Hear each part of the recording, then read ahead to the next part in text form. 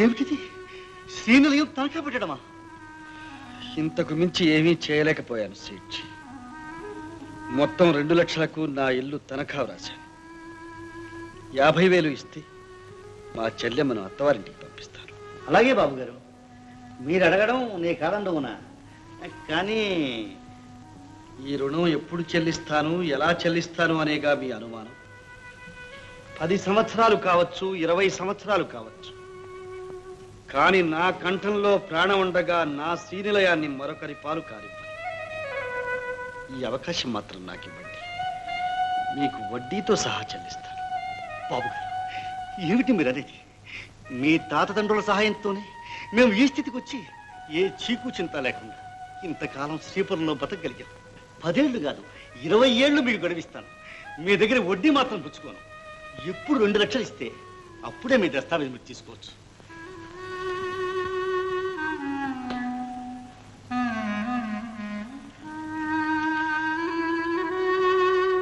చాలా సంతోషం సేఠ్జీ.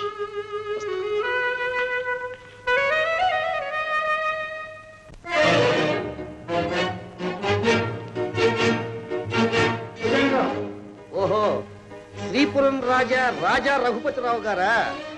అవును, రాజా రఘుపతిరావు. నీ కొడుకుని 1,50,000కు కొనడమే కాకుండా 1,00,000 రూపాయల నగలతో నా చెల్లెల్ని మీ కుటుంబానికి అర్పిస్తున్నా. అల్లారు ముద్దుగా పెంచుకున్న నా చెల్లెల్ని అరళ్ళు పెట్టారా? మర్యాద దక్కదు. ఇది నీ కొడుకు చదువు కోసం ఇస్తానన్న 50,000 రూపాయలు తీసుకో. పౌరుషానికి ఏం లోట్లేదు. ఏనుగు చచ్చినా బ్రతికినా ఒకటే వీలు. భుజంగం, ఎవరి పేరు వింటే శ్రీపురం ప్రజలు భక్తి విశ్వాసాలతో నమస్కరిస్తారో వారి ఎదుటే నన్ను అవమానిస్తావు కదూ. ఇప్పుడు మాత్రం నిన్ను గౌరవిస్తానా? గౌరవం పొందడానికి ఒక అర్హత ఉండాలి. ఇలాంటి వాటికి నేను దడిసేవాడిని కాదు. నీ ఆటలు నా దగ్గర సాగవు. వాగుడు కట్టిపెట్టు. లేకపోతే ఏం చేయగలవయ్యా?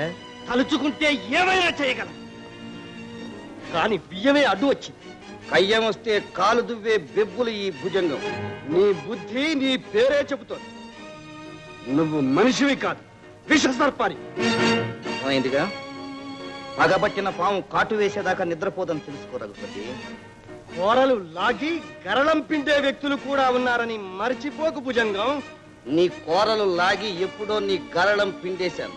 ఇంకా ఎందుకు బోడి టీవీ జరీ కండువ? రాజా రఘుపతి భుజంగం, ఏ ప్రజల ముందు నన్ను అవమానించావో వాళ్ళ ముందే నీ చేత నా కాళ్ళు కడిగించుకుని ఈ కండువా నీ చేతులతోనే నా మెడలో వేయించుకుంటా. అలా జరిపించకపోతే నా పేరు రాజా రఘుపతిరావే కాదు. అంతవరకు ఈ కండువా నా భుజం మీద రఘుపతి. భుజంగం, ఇది రాజా రఘుపతిరావు శపథం.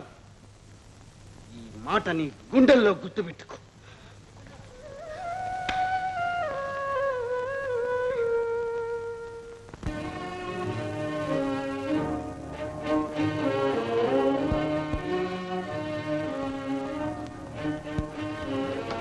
ఏమ్మా, ఏమైంది? ఇంకా ప్రసవించలేదండి, చాలా బాధపడుతున్నారు.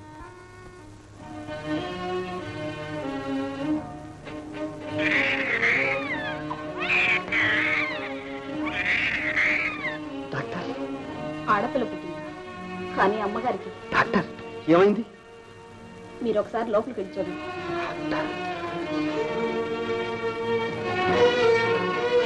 సుశీల, సుశీల, సుశీల.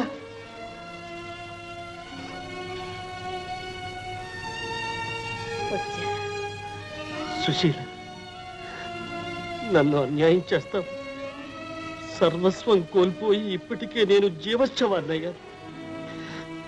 నువ్వు కూడా లేకుండా నేనెలా?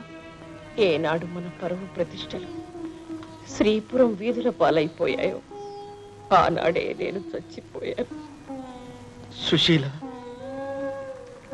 మీరు మహారాజున తిరిగి సిరి సంపదలతో కలకాలం వర్తిల్లాలి. మన శ్రీనిలయం కళకళ్ళాడుతూ ప్రకాశించాలి. అప్పుడే నా ఆత్మకు శాంతి.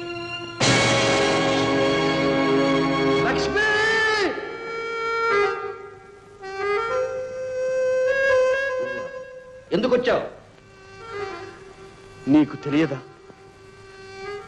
నా భార్య చనిపోయిన కబురంది కూడా మా లక్ష్మిని పంపలేకపోయా. కన్నబిడ్డలా చూసుకున్న లక్ష్మి రావాలి. ఆమెను తీసుకెళ్ళడానికే నేను ఇక్కడికి వచ్చాను. ఓహో, అక్కడే ఉండు.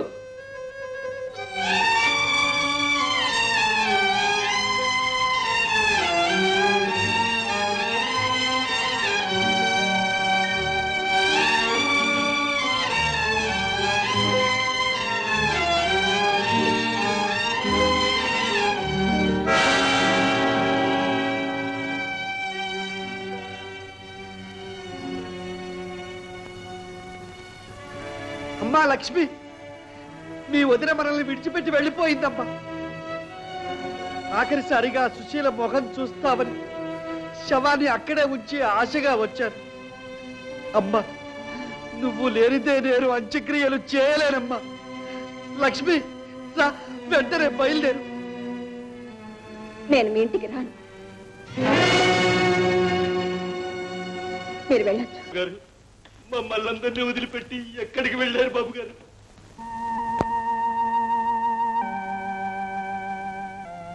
బాబు, ఇదేమిటో తెలుసా? ఇది మన శ్రీనిలయమేనా? అంత విశాలమైన భవంతి విడిచి ఈ పాతింట్లోకి ఎందుకు వచ్చామో తెలుసా? ఎందుకు వచ్చి ఉంటారు? పరుల శ్రేయస్సే మన శ్రేయస్సుగా భావించినందుకు, ధనానికన్నా మానవత్వమే మంచిదని తలచినందుకు, సత్యాన్ని ధర్మాన్ని ప్రత్యక్ష దైవాలుగా పూజించినందుకు ప్రతిఫలంగా నాకు దక్కిన వరం నాయన. నేను చేసిన పుణ్యమే నా పాలిటి శాపమైంది. ఒకనాడు నందనవనంలో సుందర భవనంగా వెలసిల్లిన ఈ శ్రీనిలయం ఈనాడు కటిక చీకట్లో శ్మశాన వాటికిగా మారిపోయింది.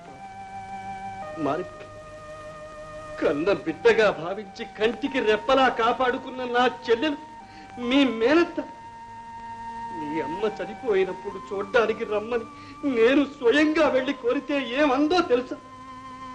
నేను మీ ఇంటికి రాను, నువ్వు వెళ్ళొచ్చు అని సమాధానం చెప్పింది. రక్త సంబంధాన్ని కూడా తెచ్చుకున్న మీ మేనత్త మొహం మళ్ళీ ఈ జన్మలో చూడగలవా? బాగా చెప్పావు బాబు. మీరిద్దరు జాగ్రత్తగా వినండి. ఈనాటి నుంచి మన జీవిత ధ్యేయమేమిటో తెలుసా? నిద్రాహారాలు మాని రాత్రింబవళ్ళు కష్టపడి డబ్బు సంపాదించి మన ప్రాణ సమానమైన ఈ శ్రీనిలయాన్ని తిరిగి సంపాదించాలి. పెద్దలు ఆర్జించి పెట్టిన పరువు ప్రతిష్టల్ని నిలబెట్టుకోవాలి. మీరేం భయపడకండి నాన్న, నేను తలుచుకుంటే చీటికల్లో సాధిస్తా. అవును నాన్న, మేముండగా మీకెందుకు భయం? బాబు, ఈనాటి నుంచి మన లక్ష్యం ఏమిటో ఒక్కసారి చెప్పండి. శ్రీనిలయాన్ని తిరిగి సంపాదించడం. మరొక్కసారి చెప్పండి. శ్రీనిలయాన్ని తిరిగి సంపాదించడం.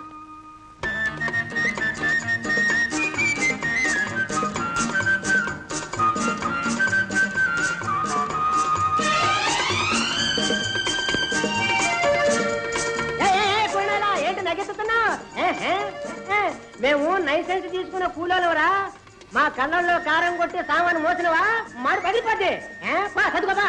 చదువా మన బుర్రకెక్కదు. కష్టపడి డబ్బు సంపాదించి పోయిన ఇల్లు సంపాదించాలి. అవును, మా ఇల్లు కనకాలం ఉందిగా, అందుకనే నేను మా నాన్న మా అన్నయ్య కష్టపడి డబ్బు సంపాదిస్తున్నాం. ఇల్లా పదే బుర్రగా నీకు. నానేమో పంపగోడు పాగొట్టుకొని లైసెన్స్ కూలీనయ్యాను. నువ్వు కూలి చేసి ఇల్లు సంపాదిస్తావు అన్నమాట. ఆహా, నాకంటే నువ్వే తెలివైన పడిరా. నీకు కిటుకు చెబుతారా? ఏం తంతనంటే రైలు రాగానే నటుక్కు నెల్లి సామాన్యుకు చటుక్కు నెత్తిలో పెట్టుకోవాలి. నీకెంత కావాలి అని అడిగితే నీ ఇష్టం బావయ్య అని. డబ్బిచ్చేటప్పుడు మాత్రం నాకింతే కావాలని లాగా చూసుకోవాలా. తెలిసిందా? అది గురు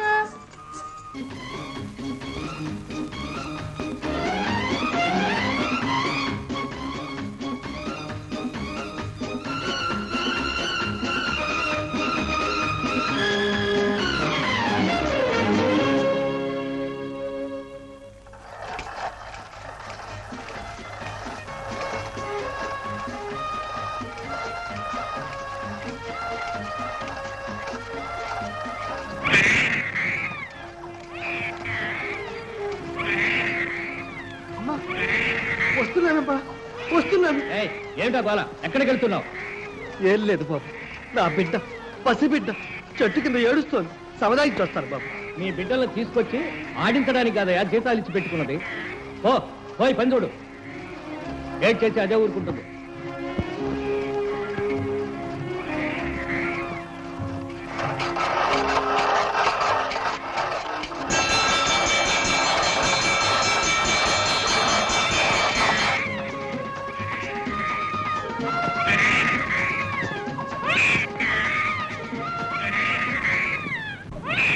అమ్మా అమ్మా అమ్మా ఊరుకో అబ్బా ఊరుకో.